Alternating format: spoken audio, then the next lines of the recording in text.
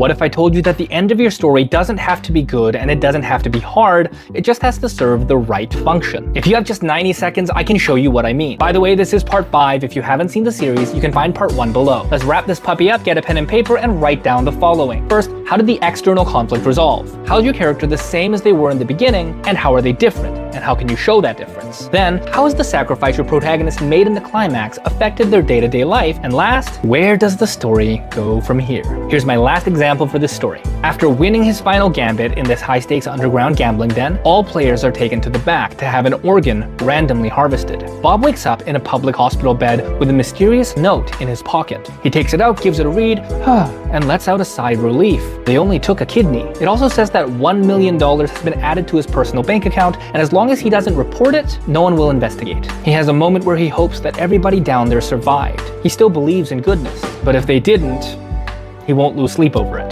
Then he starts making a phone call, not to finalize his sister's medical bill, but to cancel his monthly donations, one by one by one. He's clearly distressed as he goes down the list and repeats again and again, firmly, that he would like to cancel. The nonprofit reps push, and he has to push back, holding his ground. He gets to the very bottom of the list and sees Childhood Leukemia and At-Risk Mothers Association, and he keeps those 2 monthly donations as a treat. The story ends with his sister waking up from surgery, relieved, before freaking out at him about his missing eye. She asks him what it's all about. He struggles to come up with an answer. She suspects foul play but can't confirm, and then a moment of levity because, well, she's alive.